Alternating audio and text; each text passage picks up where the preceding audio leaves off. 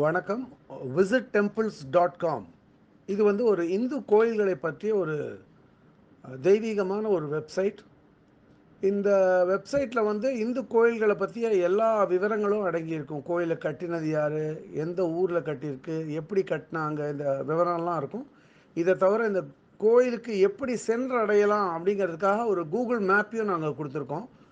இதை தவிர வேறு எந்த வெப்சைட்லேயும் இல்லாத ஒரு வசதி என்னென்னா, இதில் வந்து ஒரு யூடியூப் வீடியோ லிங்க்கும் கொடுத்துருக்கோம். இந்த வீடியோ லிங்க்கை வந்து நீங்கள் கிளிக் பண்ணி பார்த்தீங்கன்னா இந்த கோயிலை பற்றிய மொத்த விவரமும் உங்களுக்கு தெரிய வரும். இன்றைக்கி வந்து நம்ம நின்ற நம்பி பெருமாள் கோயில் இதை பற்றி பார்க்க போகிறோம். இந்த நின்ற நம்பி பெருமாள் அப்படிங்கிறது வந்து மகாவிஷ்ணுவோட ஒரு அவதாரம்.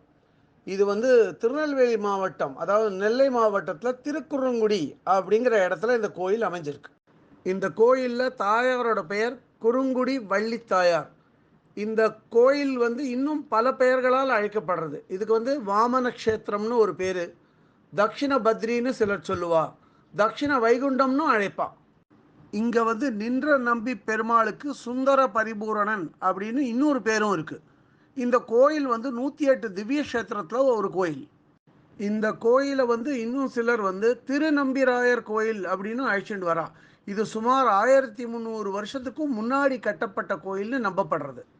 இங்கே வந்து நின்ற நம்பி பெருமாள் விக்கிரகங்களாக 5 விதமாக காணப்படுறார். அதாவது நின்ற நம்பி ஒன்று, நிற்கிற மாதிரி ஒரு அமைப்பில். அடுத்தது வந்து இருந்த நம்பி, உட்காந்துருக்கிற மாதிரி, வீட்டில் இருக்கிற மாதிரி. கிடந்த நம்பி, அதாவது சயக்கோலம். திருப்பார்கடல் நம்பி, திருமலை நம்பி அப்படின்னு 5 விதமாக இவர் காட்சி தரார். இந்த நின்ற நம்பி பெருமாள் கோயிலில் வந்து ஸ்ரீ வடிவழகிய நம்பி, லக்ஷ்மி நரசிம்மர், ஞானபிரான், கணேசர், காலபைரவர், மகேந்திரகிரிநாதர், ஆண்டாள், ஆழ்வார்கள், ஆச்சாரியால் இவா எல்லாருக்கும் தனித்தனி சன்னதி அமைச்சு பிரமாதமாக அதை வந்து பராமரிச்சுட்டு வரா. இந்த கோயில் கட்டிய ஆதி நாட்களில் வந்து சோழர்களும் சரி, பாண்டியர்களும் சரி, அதுக்கடுத்து வந்து நாயக்க மன்னர்களும் சரி, இந்த கோயிலுக்காக ஆடுகள் மற்றும் பசுக்களை வந்து கோதானம் நிறையா கொடுத்தா.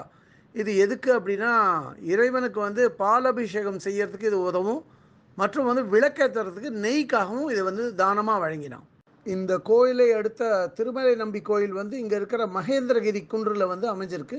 இது இங்கேருந்தே ஒரு 7-8 கிலோமீட்டர் தொலைவில் இருக்குது. இதை வந்து நம்ம தனியார் வாகனத்தில், நம்மளோட வாகனத்தில் போக முடியாது. அங்கேயே வந்து ஜீப் வந்து வாடகைக்கு எடுத்துன்னு அது மூலியமாக அதை இந்த கோயிலை சென்றடையலாம்.